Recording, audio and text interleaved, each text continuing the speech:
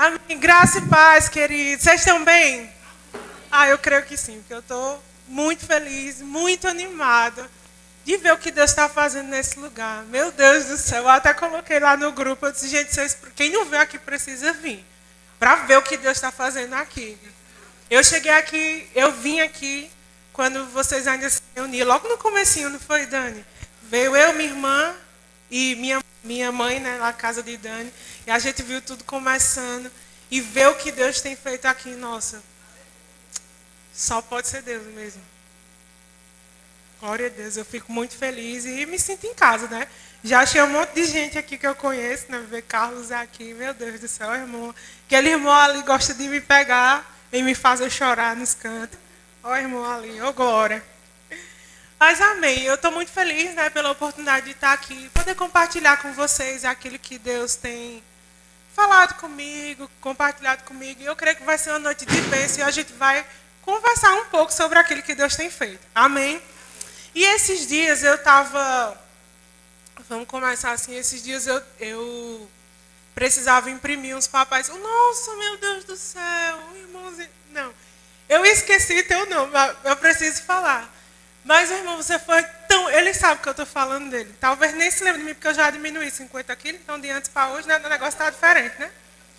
Mas ele foi muito importante na minha vida. Eu queria dizer isso de púlpito. Eu cheguei aqui em Campina, eu sou de Pernambuco. E eu caí aqui de paraquedas, num dia, no outro comecei a trabalhar e tinha que ir para o Rema. E ele foi uma grande bênção na minha vida, porque ele me levava para casa com a mãe dele, com a família dele. Ele foi, sem me conhecer, mas ele foi cuidado de Deus com a minha vida quando eu cheguei aqui em Campinas. Eu sou muito grato pela sua vida, viu? Você e sua família é bênção na minha vida. E eu nunca vou esquecer isso, não. Amém? Amém. Então, volta aqui. Vamos lá. Então, eu estava imprimindo. Está dando para ouvir, né? Qualquer coisa a gente... Quer me dar o sem fio? Eu confio.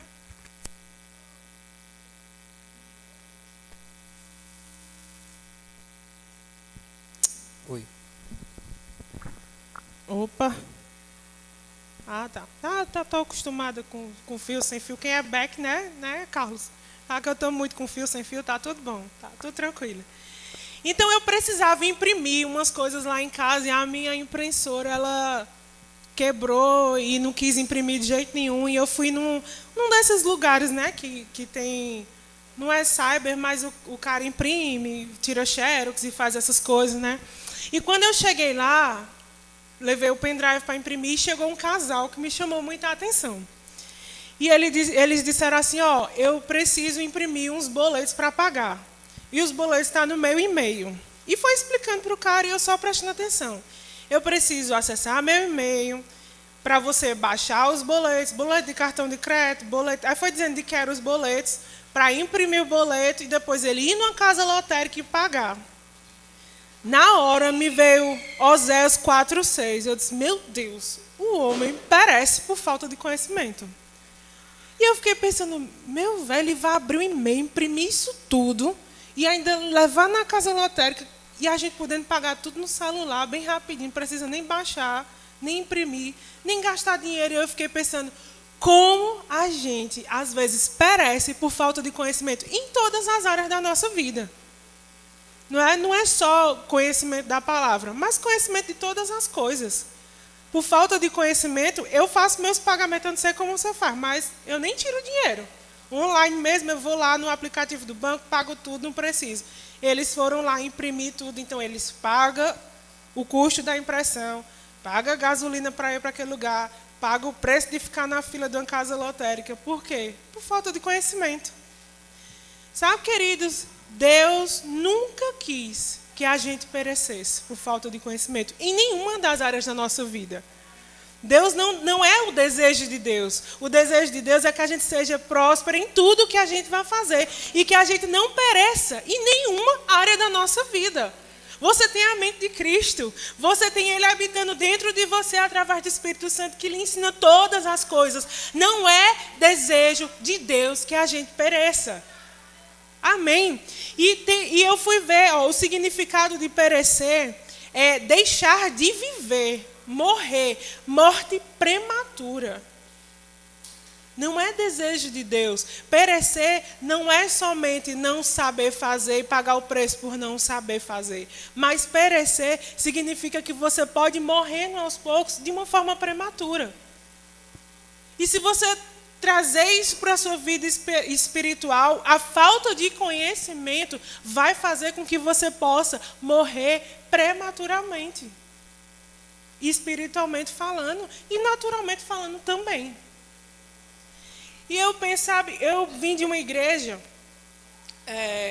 congregacional, eu aceitei Jesus numa igreja tradicional, lá em Pernambuco, onde a gente aprendeu que Deus colocava enfermidade para que a gente pudesse reconhecer que Deus podia curar, que Deus era Deus. Onde Deus tirava o nosso sustento, tirava o nosso dinheiro para a gente passar por necessidade, para poder ser humilde e reconhecer que é Deus. Queridos, isso nunca foi o desejo de Deus. Não está no plano de Deus que você passe por necessidade. Não está no plano de Deus te ver perecer, morrer aos poucos. Não faz parte do plano de Deus para a sua vida. Deus tem desejo para nós.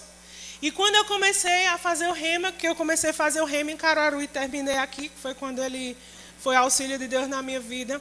Na minha primeira matéria do rema, eu aprendi em Hebreus 1 que Jesus é o reflexo da glória de Deus. Então, tudo que Deus pensa, tudo que Deus está refletido em Jesus. Então, se eu quero saber a vontade de Deus para a minha vida, eu olho para Jesus, que é o reflexo da glória de Deus. E aí eu não conseguia dormir depois do rema, porque eu comecei a pensar, se Jesus me mostra a vontade de Deus, se é a vontade de Deus que eu passe fome, por que Jesus multiplicou comida para que as pessoas não passassem fome? Era só uma questão de lógica, né? Era só uma questão de falta de conhecimento. Porque Deus fazia multiplicar. Se Deus queria que as pessoas ficassem doentes, por que Ele curava? Você não vê em nenhum momento Deus trazendo doença. Você vê Jesus curando. Jesus é o reflexo da vontade de Deus. Então, se a vontade de Deus era que você ficasse doente, Jesus não curava, Ele trazia doença. E muitas vezes a gente perece por falta de conhecimento. Queridos, Deus tem um plano para cada um de nós. Ele tem um desejo para cada um de nós. Ele tem expectativas em nos suprir. Você sabia que Deus tem expectativa em lhe suprir? Deus tem expectativa em te fazer prosperar. Deus tem expectativa em te galardoar, em te presentear. Deus tem expectativas. Não importa o que as pessoas, o que o mundo fale, a vontade de Deus são só coisas boas para você. A gente vê em Jeremias 29:11, diz assim, eu bem sei que pensamentos eu tenho a vosso respeito, pensamentos de paz e não de mal, para vos dar o fim que você deseja. Você tem sonhos, você tem desejos. Pois bem, Deus, Ele quer realizar os seus sonhos e os seus desejos, mas olha, Ele é que sabe a forma certa das coisas acontecer. Deus não quer que você coloque o seu sonho escondido e só viva o que Ele determinou para você, não. Ele tem expectativa em realizar os seus sonhos e os seus desejos, mas olha, Ele sabe a melhor forma de fazer. Eu é que sei que pensamentos eu tenho a vosso respeito, pensamentos de paz para te dar o que você deseja. Ele quer dar o que você deseja, mas Ele sabe a melhor forma. Deus tem expectativas em te suprir. Deus tem expectativa em não te fazer perecer. Isaías 1:19 diz, se quiserdes e me ouvides, comerei o melhor dessa terra. Ele quer te dar o melhor dessa terra. Hebreus 11:6, sem fé é impossível agradar a Deus, porque é necessário que aquele que se aproxima de Deus creia que Ele existe e que Ele se torna galardoador daqueles que o buscam. Deus tem expectativa em te presentear, em te galardoar. Romanos 12:2, e não vos conformeis com esses séculos, mas transformais pela renovação da vossa mente para que experimenteis a boa, agradável e perfeita vontade de Deus. Deus tem uma vontade perfeita para você. Deuteronômio 28:2, se ouvires a voz do Senhor teu Deus, virão sobre ti todas essas bênçãos e te alcançarão, e tem uma lista de bênçãos. Deus tem expectativa em te abençoar. Tiago 1,17. Toda boa dádiva, todo dom perfeito vem do alto. Vem do Pai das luzes. Tudo que é bom vem dele e é para você. Deus tem um plano para nós. Mas a falta do conhecimento desse plano pode nos tirar do propósito.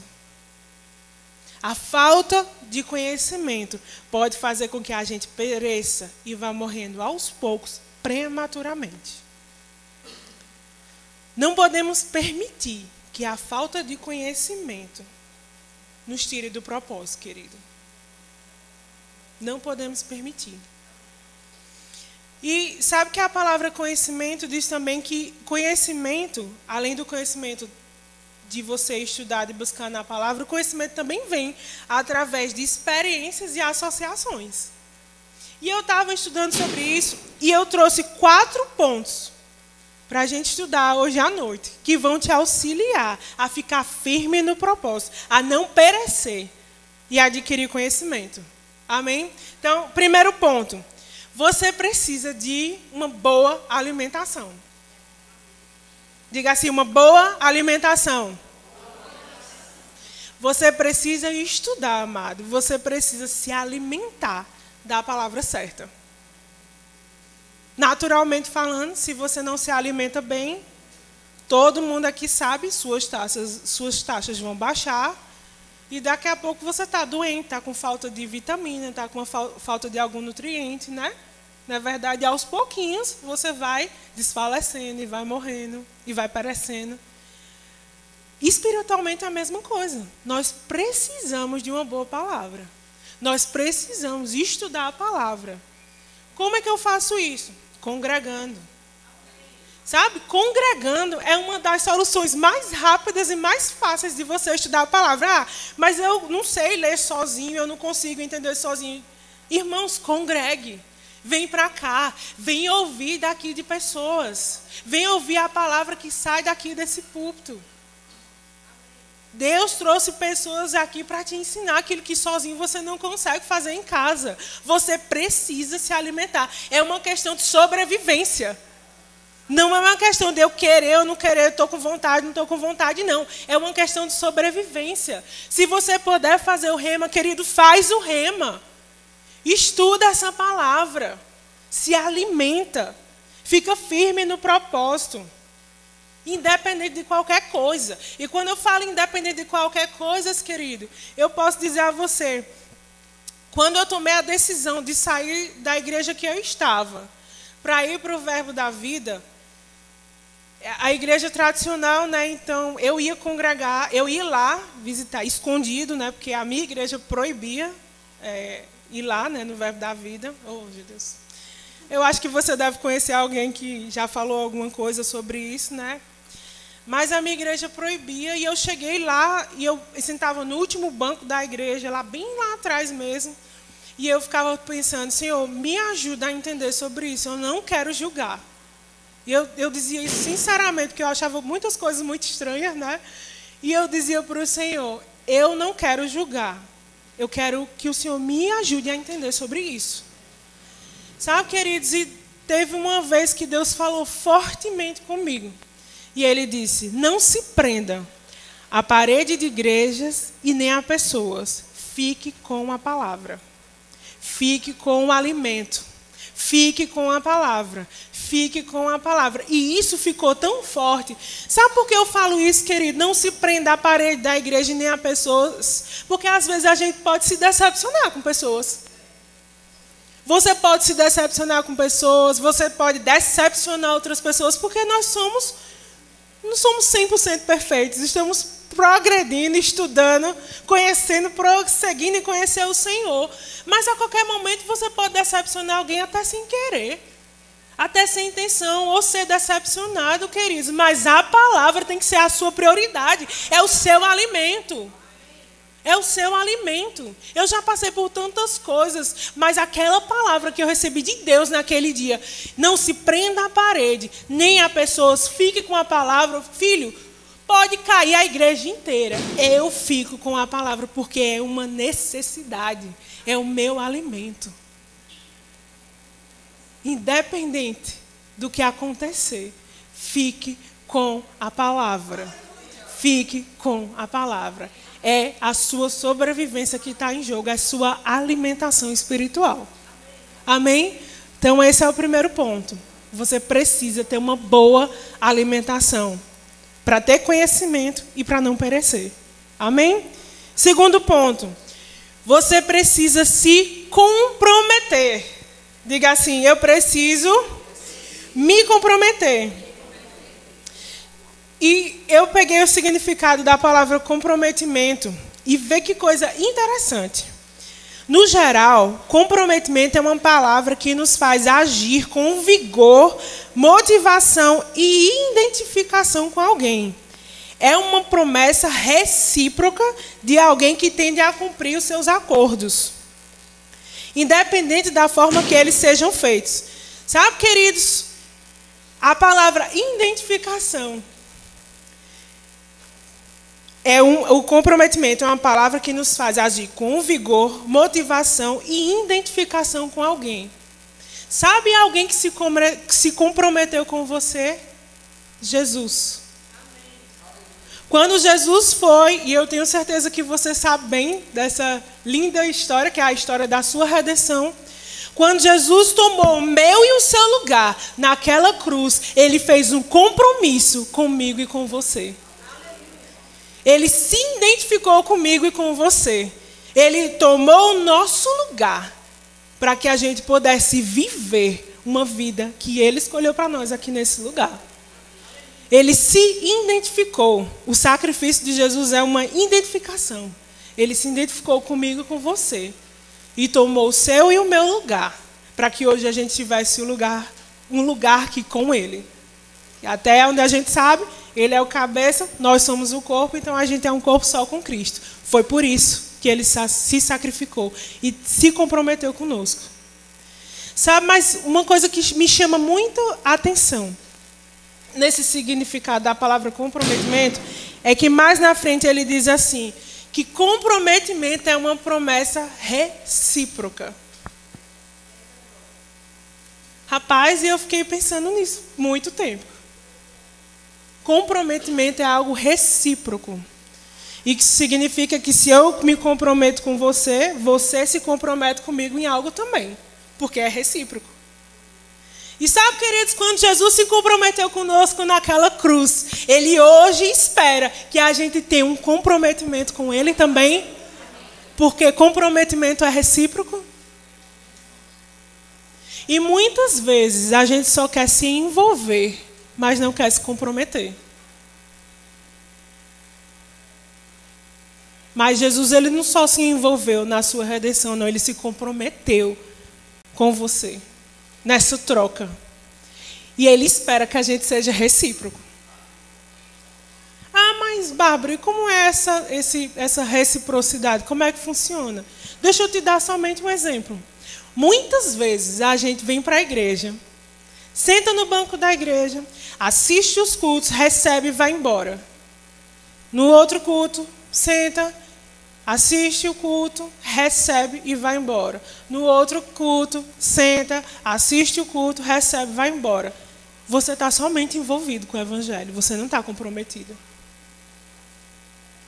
Sabe, queridos, quem se compromete com esse evangelho, com essa verdade, ele não fica só recebendo e guardando, não. Ele quer dar aquilo que ele recebeu, ele quer compartilhar, ele quer dividir aquilo que ele tem recebido de Deus. Automaticamente, ele quer compartilhar com as pessoas. Se você entra na igreja, somente senta, somente ouve e somente recebe, você não está comprometido com o evangelho, você só está envolvido. Mas Jesus, quando subiu naquela cruz, Ele não fez aquilo para que a gente somente se envolvesse com o evangelho, não. Ele fez aquilo para que a gente se comprometesse com o evangelho. Aqui na igreja, nossa, aqui, essa igreja é um bom lugar de você se comprometer com o evangelho. É um bom lugar para você se comprometer. Eu estava falando aqui para ele, eu amo começo de igreja pequena. Porque você faz tudo, você aprende tudo, você é treinado em tudo, você tem oportunidade para tudo. E minha vida inteira eu passei em igrejas que começaram assim. E quando Deus me enviou para a sede, eu fiquei, e agora? O que é que eu faço? Negócio grande, você não tem nem como se aproximar do povo. Era a minha primeira impressão, mas aonde Deus coloca, existe uma provisão. E aprove a Deus me colocar lá. E eu tenho trabalhado, eu tenho sido uma testemunha de Cristo naquele lugar. Eu trabalho com os adolescentes hoje. E trabalhar com adolescentes e muitos adolescentes, muitas famílias que a gente tem que estar ali orando, intercedendo, ajudando. Sabe? É um trabalho bem... não é fácil, mas é simples quando a gente tem a palavra. Não é fácil, mas é simples. É fácil de resolver, é simples de resolver. Dá trabalho, mas é simples. E sabe, queridos, Deus te chama para um comprometimento com o Evangelho. Se você somente vem para a igreja, somente vem receber, eu quero que você saia essa noite com isso na sua cabeça. Deus não fez, Jesus não fez aquele sacrifício somente para me sentar no banco da igreja e ouvir. Não, ele fez aquilo para que hoje eu fosse o corpo dele aqui na terra. Ele é o cabeça, eu e você somos o corpo. Não existe uma forma de Jesus, entenda isso, queridos, não existe uma forma de Jesus trabalhar aqui na terra se não for através de mim e você. Porque ele é somente o cabeça, mas eu e você é o corpo. Não tem como ele fazer algo se a gente não fizer. Somos o corpo. Amém? Você entende porque você precisa se comprometer com isso aqui? Porque você tem uma reciprocidade com Jesus. Você precisa devolver o que ele fez por você. Através de quê? Sendo um bom corpo. Sendo um bom corpo. Amém, queridos? Sabe, tem uma... Isso não estava no meu script aqui, mas a gente vai deixando o Espírito Santo fluir. Mas tem uma música do Fernandinho que eu acho que vocês sabem, que não é só eu que sou velho aqui, não. Você... Não somos jovens, né? A gente levantou a mão ainda agora dizendo que era jovens, oh, glória. Mas tem uma música de Fernandinho que diz assim: temos que ser um, como o Pai em Cristo é. Temos que ser um, para que o mundo creia que o Pai o enviou. Tô ótima para cantar, né? Com as cordas vocais desaquecidas. Não ri não, Carlos. Senão eu boto tu para cantar. Mas, enfim, era só a mensagem da música que eu queria passar. E a mensagem, ele diz assim: temos que ser um, como o Pai em Cristo é. Temos que ser um, para que o mundo creia que o Pai o enviou. Sabe, queridos, que se a gente não for um corpo unido, as pessoas não vão acreditar que Cristo fez esse sacrifício por nós. As pessoas não vão acreditar nessa palavra. As pessoas não vão acreditar no que elas podem, no que elas têm, aceitando Jesus. Porque é preciso ser um único corpo para que as pessoas vejam que Cristo o enviou. Olha a responsabilidade de ser corpo. Se eu não for corpo, as pessoas não vão saber quem é Cristo.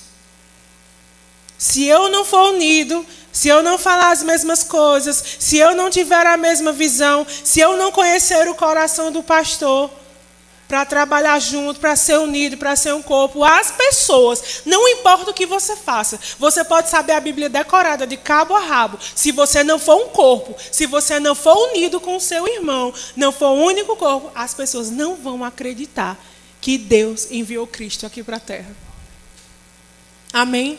Então nós precisamos nos comprometer com Ele, com a sua obra e com o que Ele deixou para a gente fazer aqui. Amém? Terceiro ponto, boa associação. Lembra que eu falei que um dos significados da palavra conhecimento vem através de experiências e associações?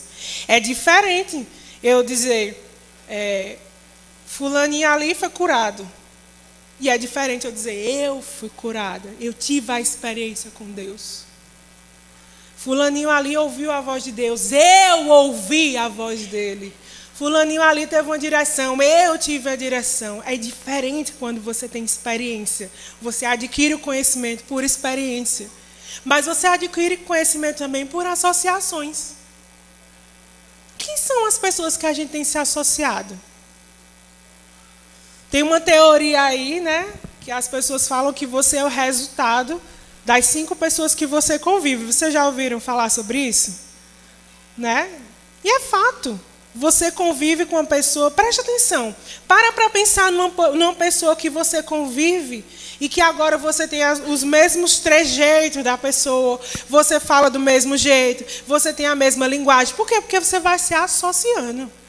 Você é o resultado das pessoas que você convive, porque a associação vai fazer com que você fique parecido com essas pessoas. E para que a gente possa ter um bom conhecimento da palavra, para que a gente não pereça, a gente tem que fazer boas associações. E sabe um texto que eu acho maravilhoso? Preste atenção. Lucas, no capítulo 5, versículo 18, de 18 a 20. Quem está abrindo, eu vou deixar vocês, vou esperar vocês abrirem. Lucas 5, 18, 20. Para mim, esse é um dos maiores, dos mais lindos exemplos de associação da palavra. Vamos lá? 18. Alguns homens vieram carregando um paralítico numa maca. Tentaram levá-lo para dentro da casa até Jesus. Não conseguiram por causa da multidão. Então, subiram no topo da casa, removeram parte do teto e, em seguida, baixaram o paralítico na maca até o meio da multidão, bem na frente de Jesus. Ao ver a fé que eles tinham, Jesus disse ao paralítico: homem, seus pecados estão perdoados. E mais na frente ele diz: você está curado, pega a sua maca e vá para casa. Rapaz, eu vou te dizer uma coisa. Esse texto, para mim, é forte demais. O rapaz era paralítico. Então, ele sendo paralítico, ele não podia ir até Jesus. Mas 4 amigos, diga 4 amigos. Gente, imagina o que é carregar uma pessoa no meio da multidão para levar até Jesus para que ele pudesse receber cura. Não conseguir. Você vai visualizando comigo. 4 pessoas carregando um homem. Uma multidão. Não consegue passar na multidão. Eles sobem na casa. Tiram as telhas. Desce o paralítico bem na frente de Jesus para que o cara seja curado. O amigo seja curado. Que amizade é essa? Que amizade é essa? A ponto desses 4 amigos, a Bíblia, em algumas versões, diz que não eram só 4 homens, eram 4 amigos. E os amigos, juntos, levam ele, abre o telhado, subir uma pessoa em cima da casa, carregar uma pessoa para cima da casa. Imagine o trabalho. Abrir o telhado, descer ele lá no meio para que o rapaz seja curado. Que amizade. Será que as nossas associações, as nossas amizades, será que as pessoas que a gente tem dedicado tempo para estar junto, para estar perto, são pessoas que seriam capazes de fazer isso por mim e por você? De carregar, subir com você em cima de uma casa, abrir o telhado e colocar lá porque quer ver você curado. Mas o mais interessante desse texto não é nem a força de vontade, nem o elo de amizade que eles tinham. Mas é no final do versículo, Jesus diz assim. Jesus diz, né, que ele estava curado, mas ele diz assim: ao ver a fé de vocês. Gente, não era a fé do paralítico que precisava ser curado. Não era somente a fé de quem estava doente. Era a fé das associações. Já parou para pensar sobre isso? Ele diz, ao ver a fé de vocês. Jesus, ao ver a fé do paralítico e dos amigos, fez com que Jesus pudesse curar o paralítico. A fé dos amigos. Olha a importância de se associar com pessoas que tenham o mesmo propósito, o mesmo caráter, a mesma palavra, a mesma visão, o mesmo foco.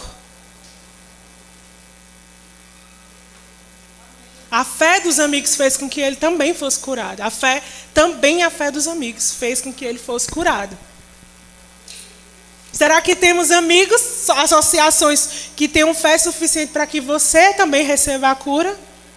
Ou na hora que você mais precisa, as pessoas vão virar as costas, os seus amigos, as suas associações? Vou te contar um testemunho. Eu vim para cá, quando Deus falou comigo para vir para cá, eu pedi demissão. Na outra semana eu estava aqui, sem saber onde ia morar, com R$200 no bolso. E no outro dia eu tinha que começar a trabalhar, sem conhecer nada de Campina. Nada. Sabia nem andar. Não sabia nem onde procurar uma casa para alugar. Qual bairro que dava certo, qual bairro que não dava, onde era pé. Eu não sabia nem onde era o trabalho. Eu descobri onde era o trabalho no dia que eu tinha que ir para ele. De tão rápido que foi. Deus falou, obedeci, pedi demissão, o povo lá, você está ficando doida, como é que faz isso? Da noite para o dia, eu disse, se ele mandou é assim mesmo. E eu vim. E eu pensava, desde o segundo JPN, eu sempre vinha para cá. Sabe? E era aquela folia, e um monte de amizade, aqueles amigos que você encontra aqui na folia, vamos sair, vamos para a lanchonete, e virava à noite no JPN, no outro dia estava todo mundo lá pulando, dançando, vibrando, feliz da vida. E eu fiz uma grande amizade com muitos jovens aqui em Campina. Mas no dia que eu desci daquele ônibus, que eu cheguei aqui, eu recebi uma mensagem de um dos meus amigos que eu fiz aqui em Campina. Disse assim, olha a mensagem, no JPN é uma coisa, no dia a dia, cada um tem sua vida, você vai ter que se virar sozinha.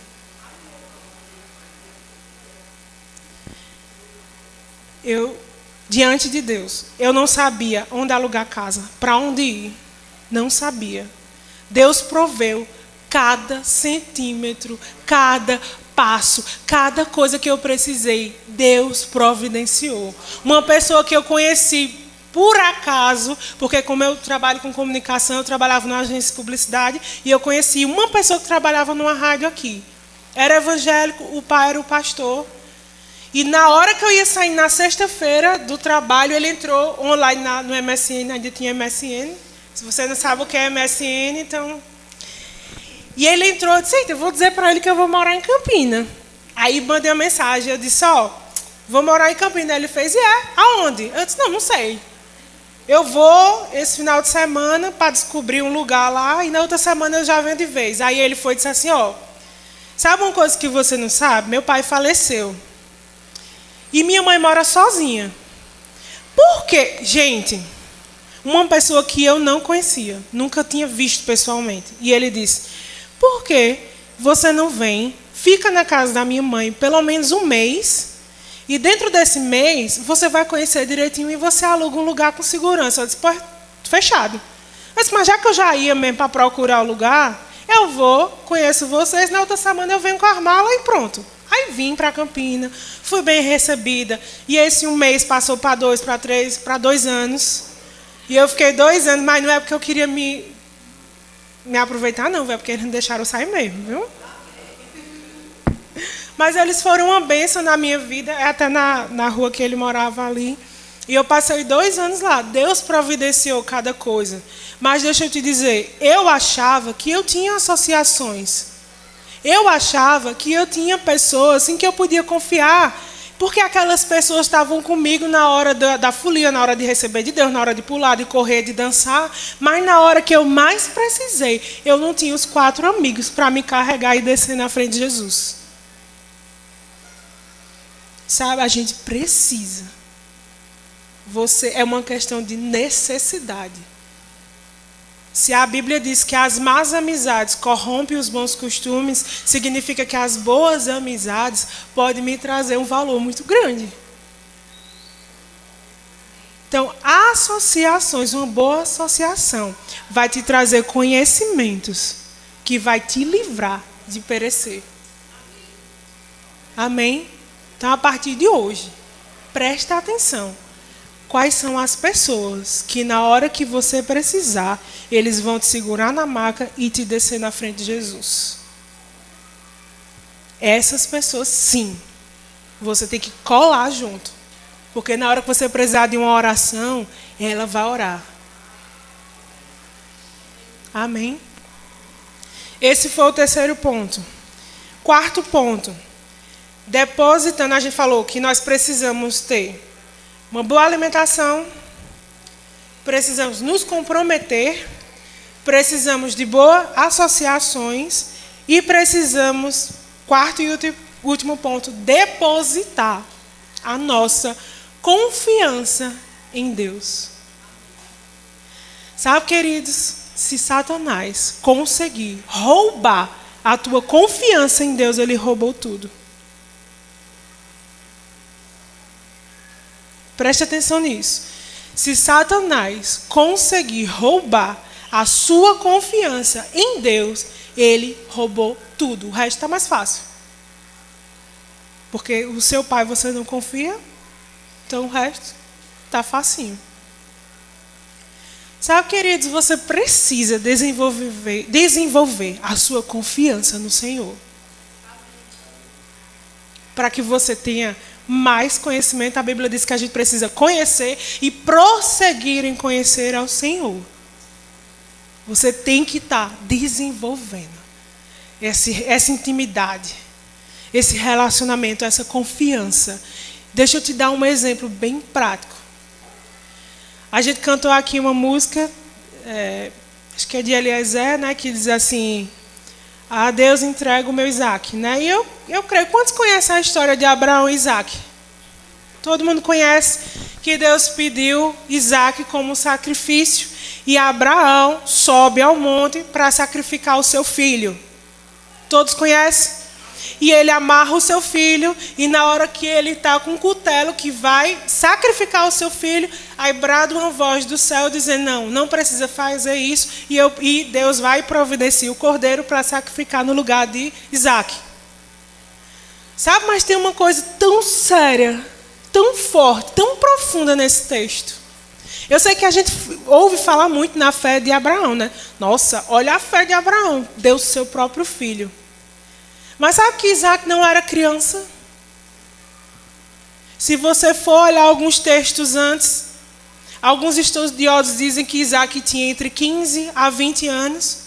E se você olhar, acho que um ou dois capítulos antes, você vai ver que Abraão teve um outro filho, que não era Isaac, né, o filho da promessa, mas logo em seguida ele teve Isaac.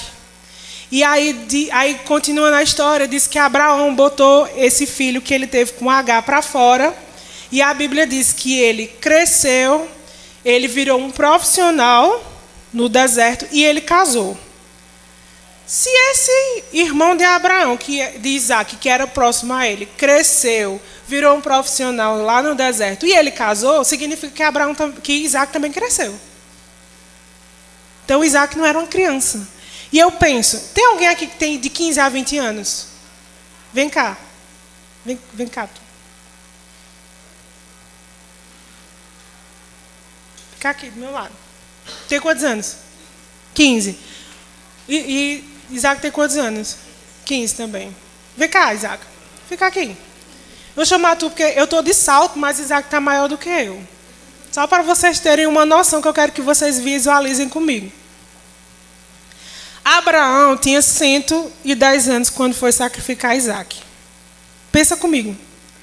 Um velhinho, com 100 anos, sem força, amarrou uma criatura desse tamanho. Você pode pensar comigo que se Isaac não quisesse ser amarrado e ser sacrificado, Abraão não ia conseguir? Como que um velhinho de 100 anos ia amarrar um menino desse maior do que eu? Como é que um velhinho de 100 anos ia amarrar essa benção aqui? Ele ia conseguir amarrar, levantar o cutelo e Isaac lá, ó, bem de boas. Pode sentar, uma salva de palmas para esses exemplos. Mas é só para te ilustrar como que um velhinho de 100 anos consegue amarrar um marmanjo desse tamanho, levantar o cutelo para matar ele e ele não fazer nada? Talvez nos dias de hoje, se Janderson, se o pastor Janderson quisesse fazer isso com Isaac, Isaac dissesse: oxe, pai, tá ficando doido? Né? Querer me matar aqui, tá ficando doido. Se fosse hoje, né? Assim. Mas fica pensando, Isaac não falou nada. Se ele também não quisesse ser amarrado, se ele também não quisesse ser o sacrifício, ele não seria. Era só ele se levantar e dizer: aqui não. Agora, pensa, com quem foi que Deus falou o que Abraão tinha que fazer? Deus falou com Abraão. Deus falou alguma coisa com Isaac? A Bíblia diz que Deus falou com Abraão. Deus não falou nada para Isaac. Isaac foi confiando em seu pai. Por que eu estou falando isso? Deus não falou para Isaac, Deus falou para Abraão. Se Isaac aceitou ser o sacrifício, era porque ele tinha confiança no seu pai. Eu não sei o que está acontecendo, mas eu confio que Deus falou com meu pai e eu vou ficar quietinho aqui e vou fazer o que meu pai quer, porque eu confio no meu pai. E essa história, ela se assemelha muito com a história de Jesus, que também foi o sacrifício. Se Jesus não quisesse ser o sacrifício, ele não teria sido. Mas ele foi, por mim e por você. Aí sabe o que eu penso, querido? Isaac confiou tanto no seu pai. Tanto. Por quê? Porque ele tinha intimidade. Diga intimidade. Era o pai dele, cresceu com ele, convivia com ele. Então ele tinha uma certa intimidade com seu pai. E você há de convir comigo que a gente só consegue confiar em quem a gente conhece. Você deposita toda a sua confiança em quem você tem intimidade. Amém? Nós precisamos depositar toda a nossa confiança em Deus. Mas você só vai conseguir depositar a sua confiança em Deus, como Isaac fez com Abraão, se você tiver intimidade. Se Satanás conseguir roubar a sua confiança em Deus, ele conseguiu tudo. Como eu consigo confiança? Com intimidade. Confie no Senhor. Eu não sei como você entrou aqui. Eu não sei como está a sua cabeça. Eu não sei no que você está pensando, no que você está preocupado. Mas a minha palavra para você essa noite é: confie no Senhor. Sabe, queridos, eu tinha, desde bebê, de bebezinho mesmo, de braço, eu tive muito problema de ouvido. Eu tinha muitas dores de ouvido. Várias vezes eu fui parar no hospital com dor de ouvido, mesmo criança. E quando eu era adolescente, eu adquiri um vício terrível. Pode bem parecer engraçado para você, mas não era não. Eu tinha um vício de... eu queria outra palavra no lugar de cutucar, mas só não é nordestino de vocês, mas sabe o que é cutucar, né? Pronto. Eu tinha um vício de mexer muito no ouvido, de cutucar muito no ouvido. Então eu pegava cotonete. Para você ter uma ideia, o povo na minha casa, meu pai, ele escondia o cotonete, porque eu tinha vício de pegar o cotonete e ficar empurrando no ouvido. E você sabe, quem é mãe aqui, sabe que o médico não aconselha utilizar cotonete, né? Você limpa com o dedinho, né? Porque cotonete, esse algodãozinho, ele vai desenvolvendo a bactéria. Quanto mais você limpa com cotonete, mais coça. Não sei se você já teve... Você também, como é que diz assim? Cultura, né? Eu também sou cultura.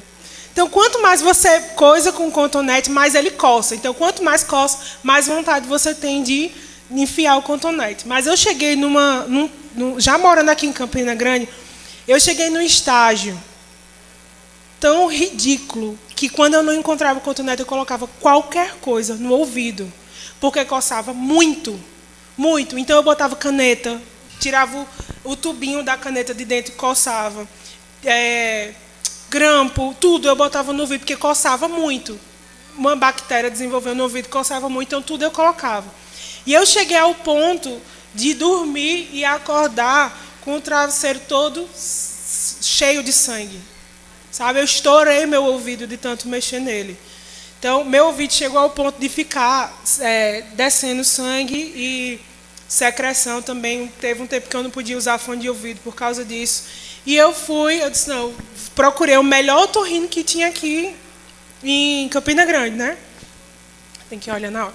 Então, eu procurei o melhor otorrino que tinha aqui. Minha irmã trabalha com plano de saúde e ela me indicou o melhor que tinha. Ela disse, ele só é meio grossinho, mas ele é o melhor que tem. E eu fui para ele. E eu sentei lá, na minha cabeça eu só tinha estourado o ouvido, né? E ele examinou, e lavou, e examinou, e demorou. Depois ele sentou, aí disse, senta aqui. Sabe aquele negócio de quem está falando com cuidado? Senta aqui. Aí eu sentei na frente dele, ele disse, olha, você perdeu um órgão do seu ouvido. Você teve otite aguda e a gente precisa fazer uma cirurgia para retirar. Na hora que ele falou isso, me deu vontade de dar uma risada. Porque eu disse, que nada, eu não vou acreditar nisso não. Eu pensei, né? Perder, ele falou lá o nomezinho, mas eu não decorei mesmo e também nem me importa mais. Mas ele falou que precisava, o órgão que precisava tirar e ele disse, você perdeu. E na hora que ele disse, você perdeu, a gente precisa fazer uma cirurgia para tirar, eu quis rir e dizer assim, não creio nisso não. Aí ele foi e disse assim, eu preciso que você faça uma tomografia urgente. Quando ele falou tomografia, tumor, eu gelei dos pés à cabeça. Parece que toda aquela minha fé, aquela vontade de rir da cara dele foi toda embora. E ele disse, você precisa fazer uma tomografia urgente. E eu fiquei séria na hora. E eu disse, não, eu não posso estar minha cabeça já foi... Ele tinha de retirar o órgão e eu nem... Mas quando ele falou na tomografia, eu pensei, eu não posso estar com câncer no ouvido. E eu saí bem atordoada do médico. Aí depois eu parei e disse assim, se eu for... Preste atenção. Se eu for agora fazer essa tomografia do jeito que eu estou, vai dizer que eu preciso fazer a cirurgia. Porque eu estou muito atordoada. Eu não vou fazer essa tomografia. E eu determinei, eu só vou fazer a tomografia quando eu estiver descansada em Deus. Eu estava bem abalada com o que ele falou, mas eu disse, eu não vou fazer. Eu vou fazer a tomografia, mas eu só vou fazer quando eu estiver descansada, quando isso não for mais um monstro para mim. Eu fui para a conferência de música, eu cantei com o vídeo estourado. Eu estava lá, uma semana, 2 semanas, bem tranquila. 15 dias depois eu decidi fazer a tomografia. Agora, com aquela certeza de que não ia ter nada, porque eu confiava no Senhor. Eu não fiz nada de cabeça quente, eu botei a cabeça no lugar e eu disse, não, eu tenho um Deus, eu tenho um Pai, eu confio nele, não vai dar nada. 15 dias depois eu fiz a tomografia e o rapaz que faz a tomografia, que faz os exames, né, radiografia, ultrassom, eles já vão comentando alguma coisa. E ele falou, você fez por quê? Eu disse, não, o médico pediu porque disse que tinha um problema no ouvido ali, eu não estou vendo nada. Aí eu ri. Beleza, mas me deu assim mesmo. Peguei a tomografia, cheguei no médico, botei na mesa dele, sentei e fiquei esperando. Quando ele abriu a tomografia, ele fez, não é possível. Não é possível. Senta ali. Sentou, fez todo o moído, todos os exames, tudo de novo que ele tinha feito e eu não tinha nada no ouvido. Por quê? Eu determinei colocar a minha confiança em Deus. Queridos, você precisa determinar colocar a sua confiança em Deus, independente do monstro que apareça na sua frente, independente da circunstância, independente do laudo, independente do que o mundo fale, a sua confiança precisa estar no Senhor. Ele é especialista em nos galardoar e nos abençoar, como eu falei lá no começo. Ele tem expectativa de que a gente prove da sua bondade. E eu vou te dizer eu quero encerrar com isso. Mas, sabe, queridos, eu não sei como é a sua intimidade com televisão na sua casa. Não estou aqui sendo aquelas igrejas tradicionais que proíbem você de assistir. Mas deixa eu te dizer, a mídia ela tem sido um dos maiores veículos. Eu sou comunicadora, sou formada em comunicação, mas eu não tenho medo de dizer para você, a mídia ela tem sido uma das maiores influências para tirar a sua confiança em Deus. Existe algo, queridos, satânico, uma influência satânica através dos meios de comunicação. E eu vou te dizer, eu fui para Portugal em 2017, 18, não é? 18. Eu fui para Portugal e a gente chegou num lugar lá que chama Boca do Inferno. É na beira da praia, mas é um penhasco assim, que tem água no meio e que muitas pessoas vão para lá para se suicidar. Então tem placas e tudo lá. E o pastor Vanderlei, que é o pastor da igreja da gente, né, do Verbo da Vida lá em Portugal, em Lisboa, ele disse assim, muitas pessoas morrem aqui, muitas pessoas se suicidam. As pessoas não têm conhecimento sobre isso, porque a mídia não coloca. Porque o português, ele acredita que se ficar divulgando na televisão o que está acontecendo, vai influenciar outras pessoas a fazerem a mesma coisa. E eu fiquei com aquele pensamento, rapaz, isso é verdade. E sabe qual é uma prova disso? Deixa eu te dizer. Antes de aparecer esse Covid, qual era a doença que estava famosa? Eu digo assim, famosa. Era dengue. Lembra que antes do Covid era dengue? Menina, era dengue direto nessa televisão. O povo falava de dengue, não sei quantas pessoas com dengue, não sei o que lá, e muita gente pegando dengue.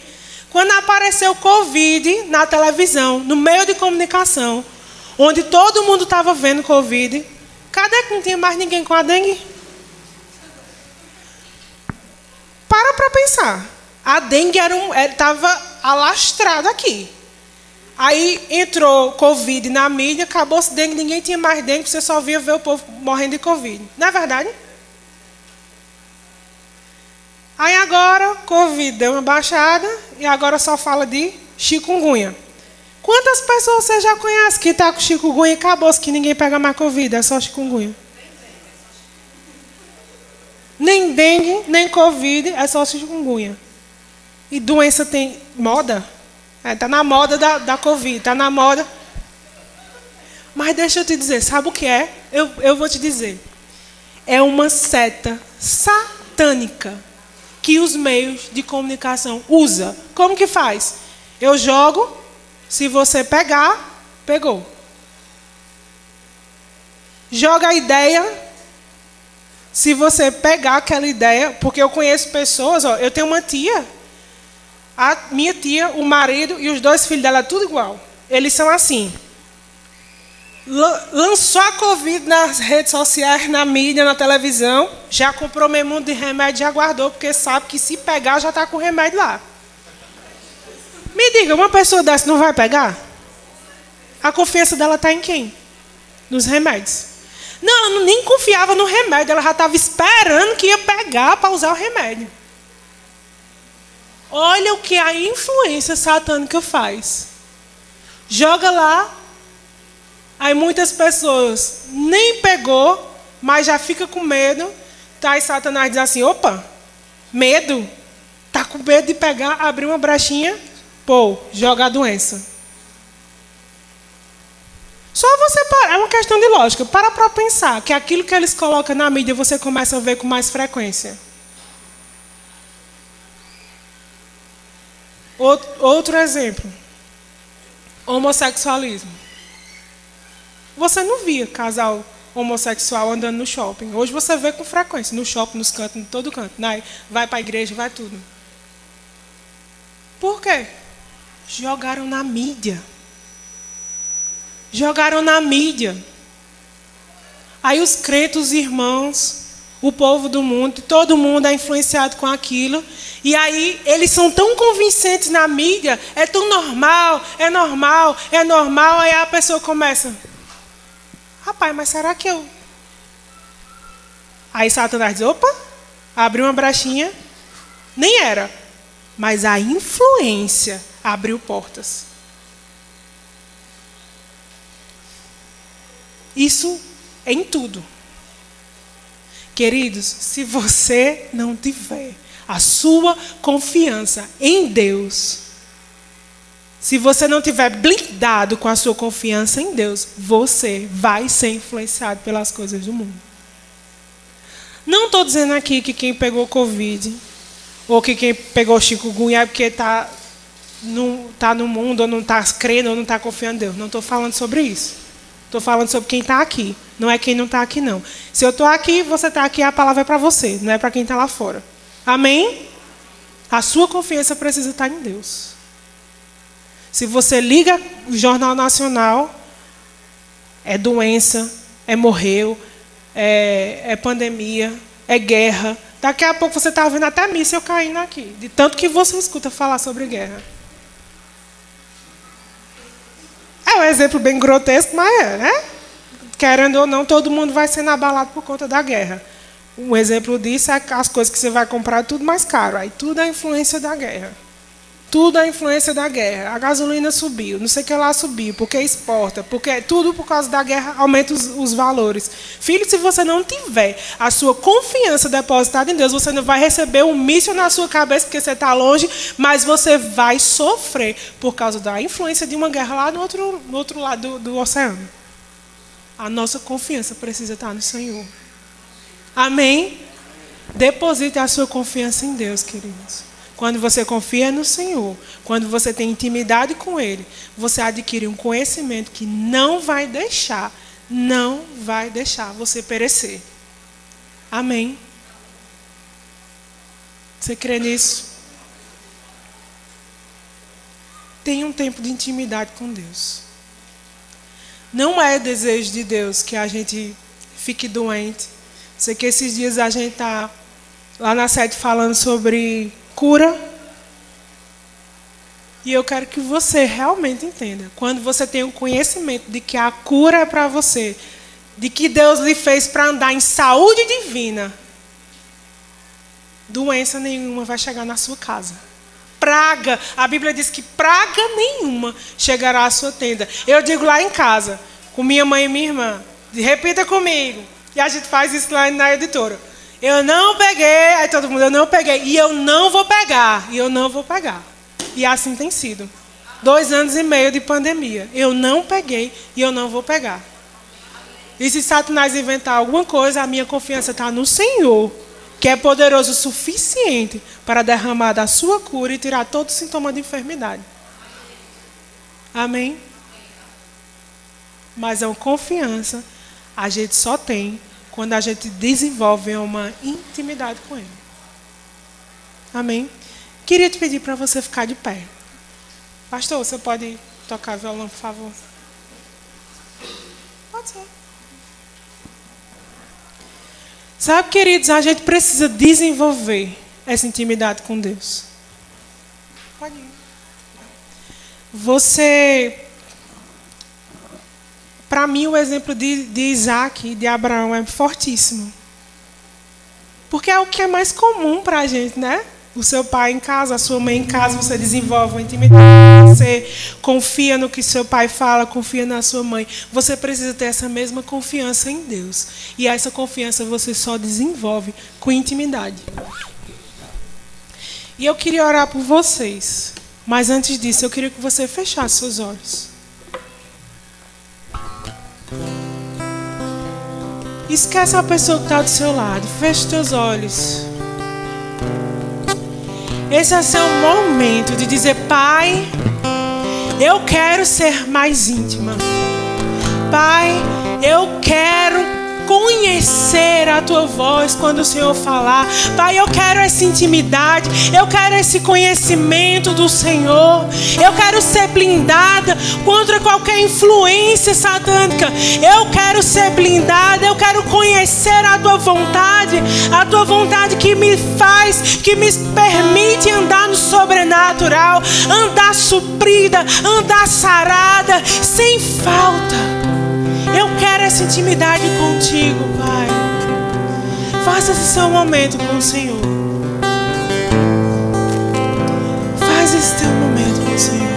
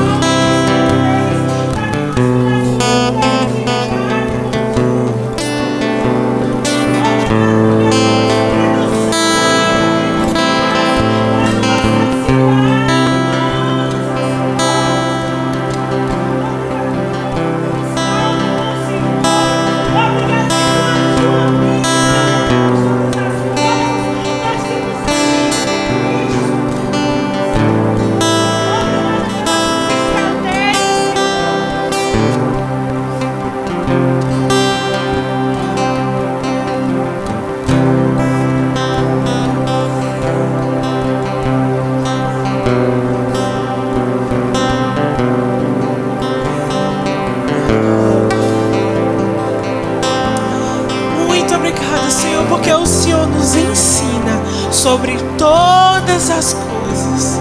Obrigado porque o Senhor não nos deixou sem direção. Não, o Senhor colocou o seu Espírito para nos direcionar, nos ensinar, nos dar estratégia. Não existe falta. Não existe falta.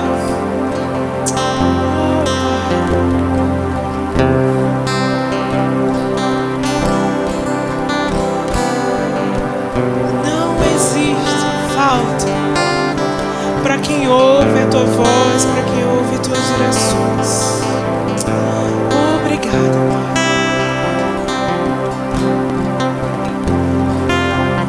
Sabe, queridos, existe uma pessoa aqui que Deus quer te alcançar.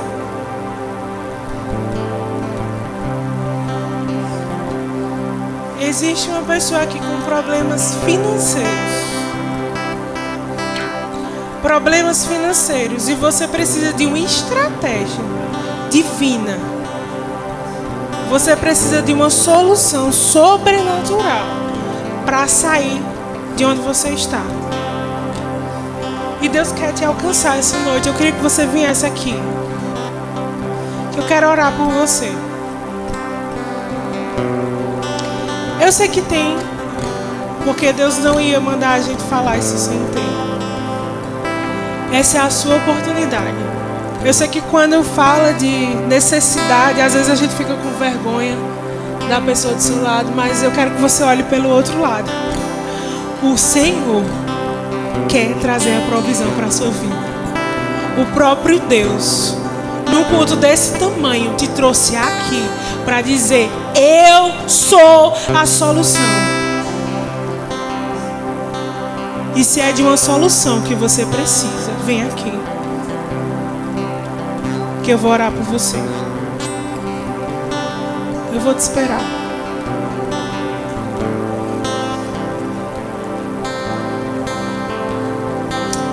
Aleluia.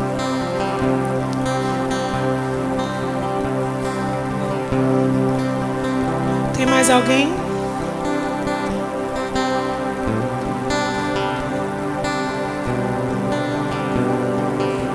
Vem cá, irmão.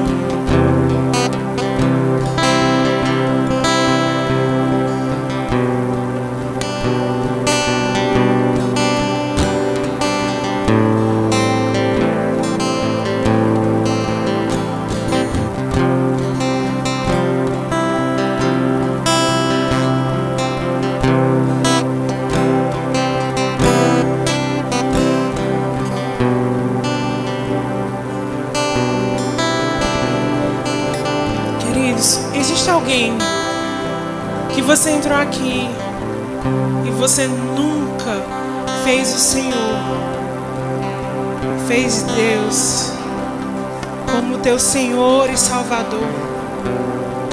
Você vem para o culto, talvez a primeira vez, talvez várias vezes, mas você nunca fez essa decisão de dizer: eu quero sim, eu quero confessar Jesus como meu Senhor e Salvador. Eu quero reconhecer aquele sacrifício que Ele fez na cruz. Eu quero ter essa intimidade.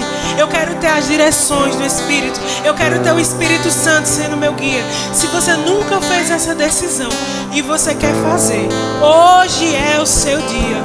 Hoje é dia que chegou salvação na sua vida. Alguém quer fazer essa decisão? Levanta a sua mão. A gente vai orar por você.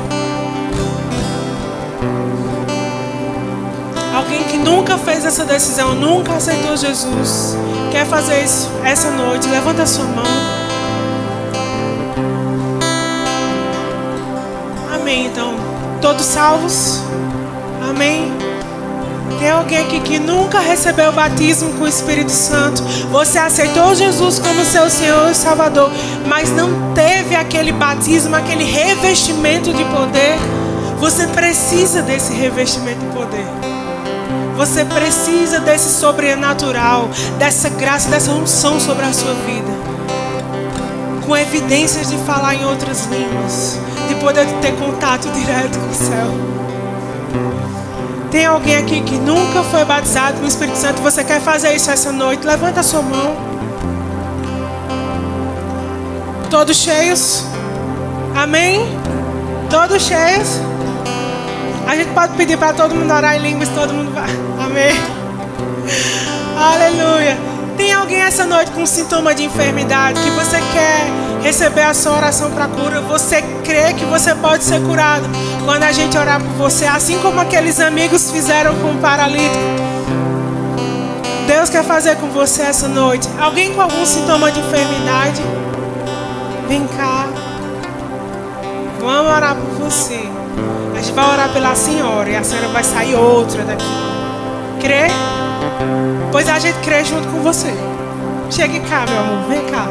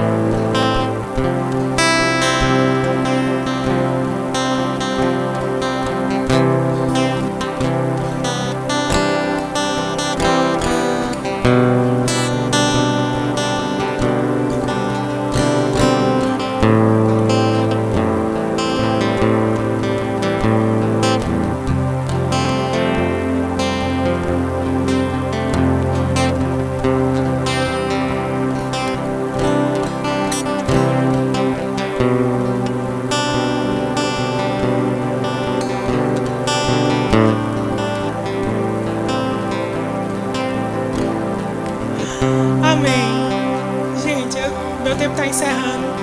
Mas eu queria orar por vocês como igreja. Sabe, eu queria dizer para Janderson e Dani, eu trabalho desde 2013 com o Janderson. Eu conheço o Janderson e Dani, né, desde quando eu cheguei aqui em Campinas. Não, Campinas não. Quando eu cheguei no ministério, né? E Dani, sem nem me conhecer, vocês moravam vizinhos do ministério. Não sei nem se você lembra disso, né? Mas sem me conhecer, você falou pra mim: o que você precisar, a gente mora aqui do lado, pode ir lá. Sabe, eu me senti muito acolhida com aquilo, Dani. E eu queria dizer que eu amo demais o coração de vocês. Vocês são pra mim, Bárbara e José, vocês são pra mim um exemplo de perseverança, de foco, de propósito. Eu acompanhei vocês muito tempo. Muitas coisas aconteceram que vocês podiam ter desistido. Eu julgo até que eu podia ter desistido se eu estivesse no lugar de vocês. Mas, nossa, gente, você foi muito forte. Muito, Dani. Muito forte. Muito perseverante. Muito. Isso é convicção do propósito. Quando a gente tem convicção do propósito, gente, pode se levantar. O gigante que for, você fica ali. Tá doendo, mas eu tenho convicção do meu propósito. Tá difícil, mas eu tenho convicção do meu propósito. Vocês, pra mim, vocês são a minha referência de propósito, de foco, perseverança. E por causa disso, Deus vai honrar vocês. Onde vocês colocar a mão de vocês, vai prosperar. Tem prosperado. A gente vê isso. E eu quero orar por vocês, pela igreja inteira, pelo portal, pelo verbo da vida do portal. Amém? Feche teus olhos, Pai. Pai, como eu sou grata, Senhor, por esse lugar que o Senhor mesmo levantou, Pai, nesse bairro para alcançar essas pessoas, Pai.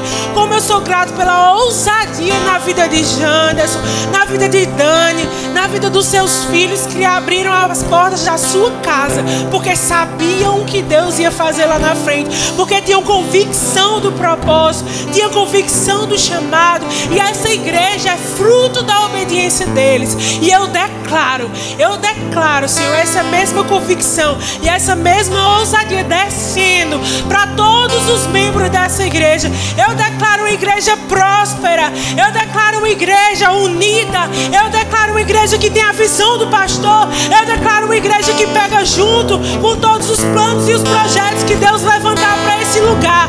E eu declaro que esse lugar será pequeno, esse lugar vai ficar pequeno para o número de pessoas que serão atraídas para aqui por causa da palavra e da unção nesse lugar em manifestação.